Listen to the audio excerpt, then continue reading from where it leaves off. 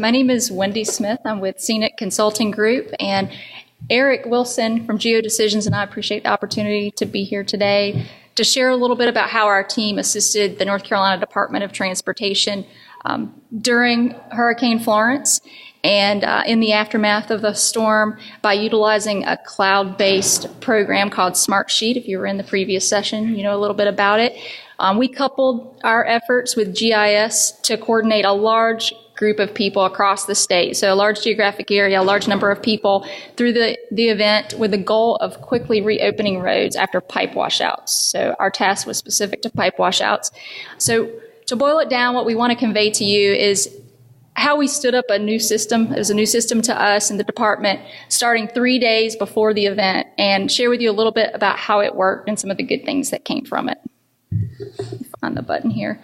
So Hurricane Florence was projected to make landfall as a Category 4 storm and was anticipated to impact the entire state. And the Department of Transportation has processes in place to respond to such events, but we were asked by the hydraulics unit specifically to take a look at their processes to addressing pipe washouts. Hurricane Matthew was fresh on their minds from 2 years prior, where they had over 800 pipe washouts widespread along throughout the whole eastern part of the state, and this was anticipated to impact a much larger area. So the hydraulics unit's objectives were really to facilitate data capture in the field. Then that data would be transferred to hydraulic engineers in the office who would then run calculations, make pipe recommendations. And once they made those recommendations, they needed to check it against local inventory in the division offices. And then if they didn't have the inventory, they had to coordinate with other divisions as well as the State Materials Engineering Office to see if there was inventory they could move around the state, and if it's not available, then they would make pipe orders. So DOT had a lot of challenges. The big one was uncertainty. Not knowing the actual impact location, the storm course changed dramatically. Not knowing the duration of the storm, and worse was not knowing what the magnitude of the storm would be. So we had to anticipate the worst case scenario and apply resources accordingly. It was putting the right number of people in the right place was a challenge to plan for. But just to frame it a little bit so you can understand the organization of DOT, if you're not familiar with DOT, is DOT's divided the state up into 14 divisions. Divisions 1 through 14, and in Raleigh, there's a central technical services unit, the hydraulics unit, that supports all 14 of those divisions. Along with that, there are private consulting firms that work for the division and then for the technical services unit. So the focus was to get information turned around quickly so that subsequent pipe designs could be made and they could get roads open. On top of all of that, it was important that executive management stay informed so that they could help apply resources as well as keep the public informed. So the traditional process, the traditional approach for this was using Excel spreadsheets and lots of emails and phone calls to coordinate all this data historically. So some of the difficulties we identified in the existing process were all the communication points. Again, 14 divisions on top of consultants and the technical units, the folks in the technical units. It was difficult for the whole team to really see the big picture, and the information wasn't all in one place, so you couldn't digest the data very quickly. Plus, it was difficult for the executive management team, all levels of management, to really assist with applying resources to help, because the status of the workflow was not easily, you couldn't tell through the spreadsheets. So our challenge was we were called in about 3 days before the storm. So we knew that we had to recognize the existing system that was in place and try to work with it. There were too many people involved across too many offices to try to do anything dramatic. So we had to recognize what the masses were used to using.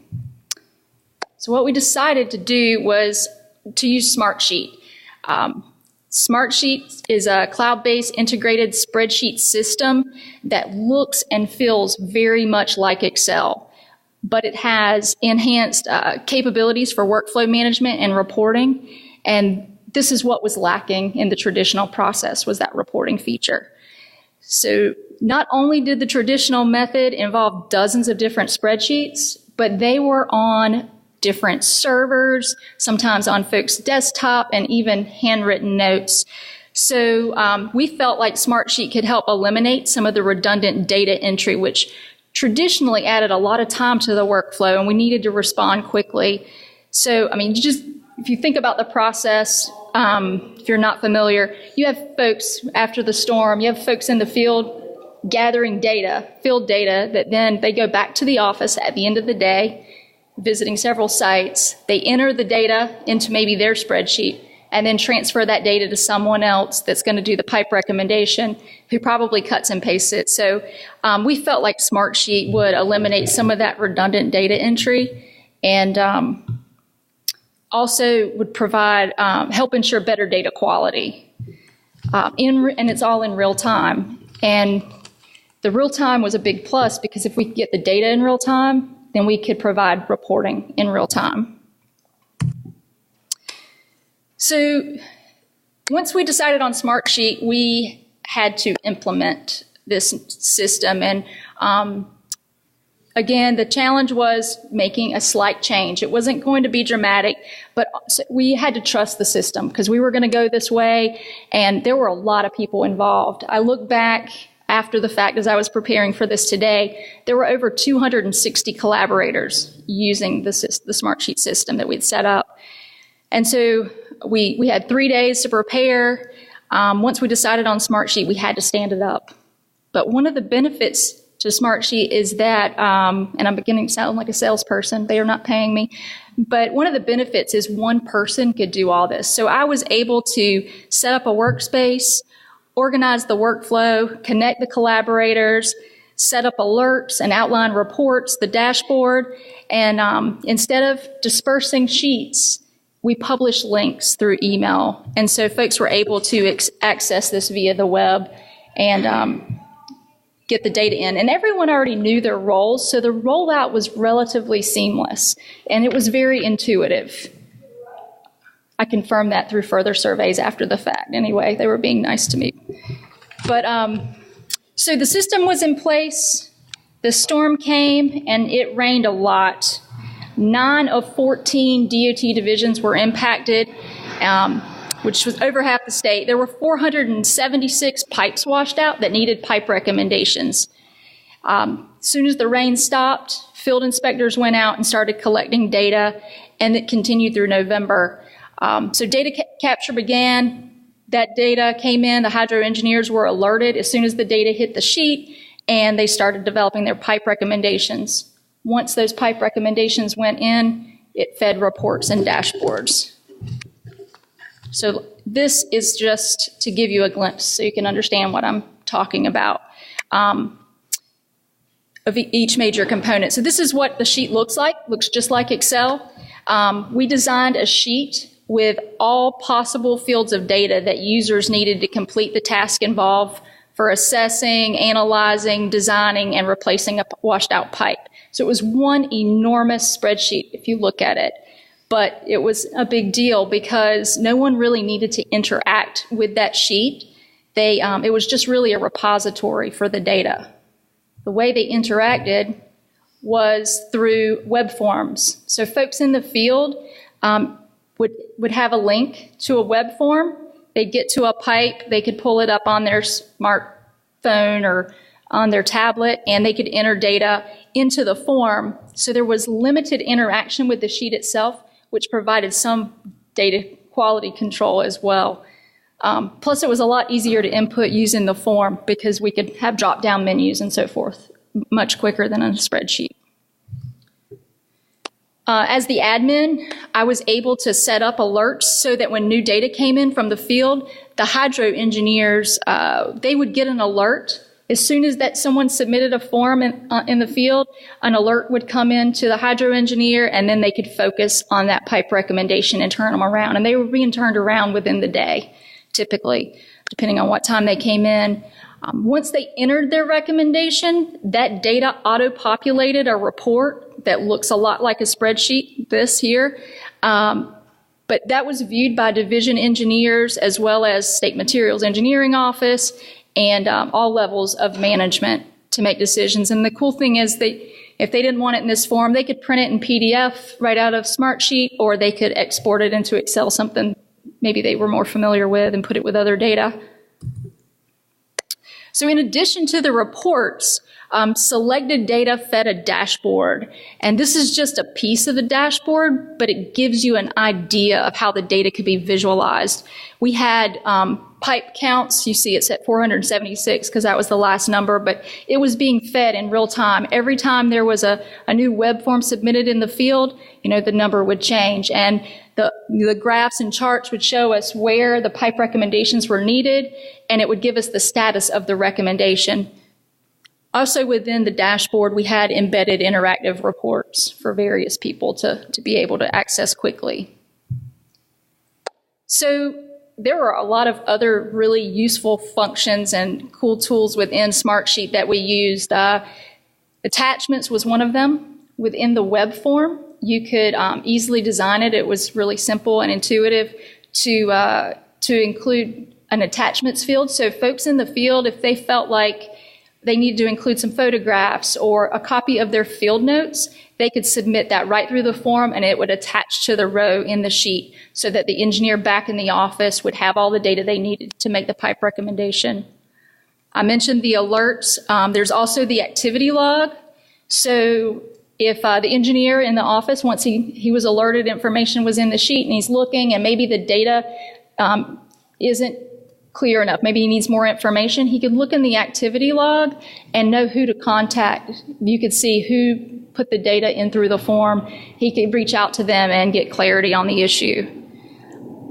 I mentioned the mobile app. Smartsheet has the mobile app, so folks in the field were able to use it on their phones or tablets, but also management in meetings. They were able to view the data in real time. And Smartsheet works well with other apps, such as Google, DocuSign, and Microsoft Office 365. We used all of those. And the cool part was that it allows you to build your own integration via API, which is what Eric's going to share with you about how we connected Smartsheet to GIS. So one of the things that Smartsheet has some available, I guess, interface to, they have a simple mapping interface, but they only really allow you to display about 100 records at a time, and it's very limited in its functionality. And so one of the demands that was placed upon Wendy's group was, from the technical services group, was to integrate the data that she was gathering through Smartsheet into the common GIS platform that the enterprise at NCDOT was running on. So Wendy had about a day's lead time on me. So then I got a call from the GIS unit head that said, hey, they're capturing this data in the hydraulics unit and they want to put it on a map. Can you take a look at it? And so after a few calls, I was basically told, hey, okay, this is the application they have. It looks like this. It's got a component down here in the bottom, and we need it to be placed onto a map so that we can see it in relationship to our other assets that we have and where the pipe inventory is. So that was the basic premise was, okay, show me where the pipes are. Show me where the extra inventory of pipes is. So there was two places that pipes could be located physically in the field. So think of when I'm talking about pipes being placed in the field, imagine yourself, you walk into like a yard that's about this size enclosed in a fence, and they have pipes stacked. And these are big pipes like this that when water comes rushing through and it washes out a road, takes that pipe and carries it downstream, and then they need to replace that pipe. And so the normal operations are they go out to the yard and they pick one that's the right size and they carry it out. One of the problems that they have currently at DOT is that they don't have an accurate inventory. So prior to the storm, they quickly called around and they got a quick inventory of those pipes and who's got what, so we can be prepared, and they put that inventory into Smartsheet. So that was one of the components that I had. I had a list of information that had been provided to me, and this basically forms the basis of the raw data. So I had information at the supply yards. So I had the set of pipes that they had by count. So we might have like It's hard to see up there, but we're going to have a 40-inch pipe made of concrete. We have another pipe made of metal, and some other different types of materials made of plastic or PVC, and they're all stacked up at various places around these yards. Same at the plants. The plants are the more granular level. So you have supply yards. I'll show you two on this map. So you have the supply yards and you have plants. Plants are those little orange dots you see up there. So they're pretty well dispersed around the state. The yards themselves, the yards had sort of like the extra inventory. And so I had been given information about what was in those two locations. The neat part about this activity for this Florence impact is that the inventories were changing. So the people in the yards who had access to the smart sheet would go in and modify their inventories that were going. Same for the yards. And so as the pipe recommendations were being captured, people were asking, where can I get this inventory at? And so my challenge was to connect the smart sheet data that was dynamically changing in the yards and at the plants with the pipe recommendations, which were ever increasing. So it was a little bit of a logistical, like, what the hell am I facing initially? And then it was like, okay, now I can start to break it down as component parts and move forward. The neat part about having the raw data in Smartsheet was that it was all in one place. I wasn't dealing with a variety of places to go, so I could really use one API to access the data. The data was dynamic in nature and it was controlled, meaning that, like Wendy had shown you before, it was controlled through web form entry through Smartsheet. So I was getting information that was picked off of a dropdown or controlled as being numeric in text in the proper way. So a lot of the things that people face when they're dealing with straight free form was eliminated, which made it really nice. And that the information was coming in across the entire division. The rough part about Smartsheet, like all Excel documents or things of that nature, is loosely structured, and there's not a lot of rules around the way the formatting occurs. So a lot of my initial work was to improve the data, and in that work, I had to use the APIs that were provided through the Smartsheet product itself. So I usually use the C# API or the Python API, and they're simple calls you can see down here in the bottom right. Like if I wanted to grab a report as a CSV file, I just simply call it, and the number in purple down there is the ID of the sheet. So I would just simply make an API call in my C# or in my Python programming, and I would grab that set of data and bring it across. When I bring the data across, though, it comes across a little odd, and so you have to work with it. So you can see up here that what will come out of Smartsheet would be data that is unimproved. And so with Python, what I had to do was basically go through and fill in all those gaps so that when I wanted to do a spatial join in code as well to produce the product, I had to be able to join, as you know, with a one-to-one match in Esriland, or I had to figure out a way to do a one-to-many. And so that was sort of the next challenge. So just to kind of reiterate, I was presented with the problem, kind of broke it down into the three component parts of static yard locations, static plant locations, and then dynamic locations of these pipe replacement recommendations. And they were coming in Smartsheet, and then they had to be improved and enable them with GIS. So the interesting part was when the data was starting to take shape out of the gate, I was able to take the yards and plants and simply create a layer, a web service that pushed out them as a location. And then what I was able to do was actually provide linkages with inside of the actual tables themselves from the web service. So here you'll see the yards and the plants. They have a series of hyperlinks on them. And then what I was able to do was take the data that Wendy was feeding us off of Smartsheet, process it with Python or JavaScript, and then allow them to be one-to-many related. So in terms of the yards, you can see on the top one and also in the pipe materials underneath. If you clicked on the link on the point, so let's say you're at a particular yard and you want to see what the inventory is, you could click on that and it would take you to this hyperlinked spreadsheet that was an HTML page that would show you what the current inventory was. For the dynamic data that was coming in as far as the locations of the pipe recommendations, those were also coming out of Smartsheet, but because, like I was saying, Wendy had controlled a lot of the data entry, for me it was really taking that data and just moving it across and getting it out on a web map. The trick to that is that DOT, if you know DOT at all, DOT locks down very tightly on the way they do things. So what we had to do was kind of work a little bit off the grid, in the sense that we used a server that was supplied by a consultant, KCI, and that server housed essentially the process data that came from those pipe recommendations, and we drew an event layer that sits inside of ArcGIS Online. And so that allowed you to have, when you would identify a particular feature, you would get this dialog here that it described the pipe recommendation in some detail. So what we were able to do was put that on a clock.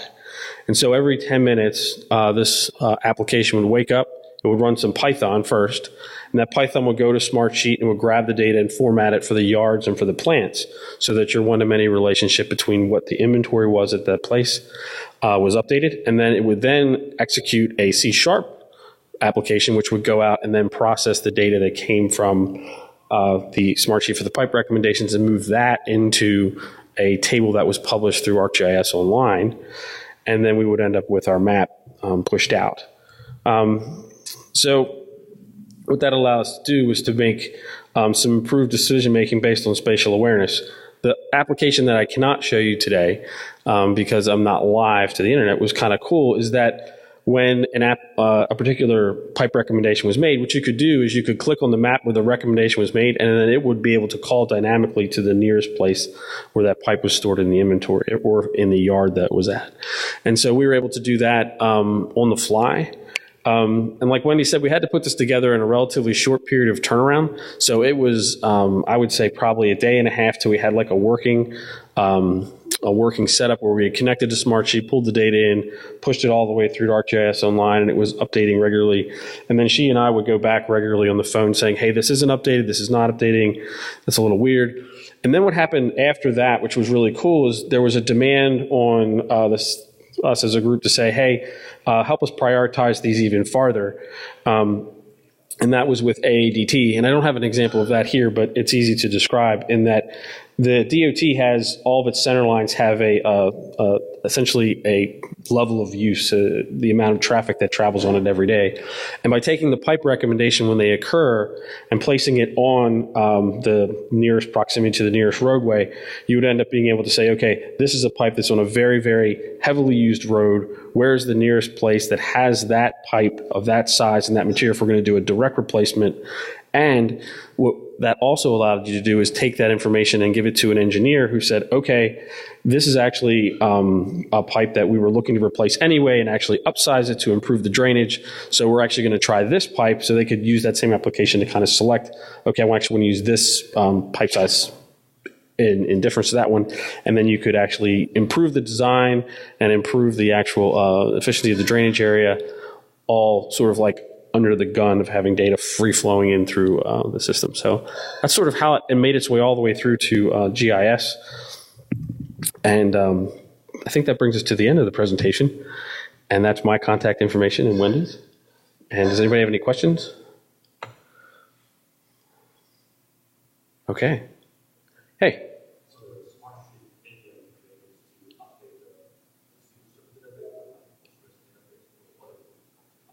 So you could do any of that if you wanted to.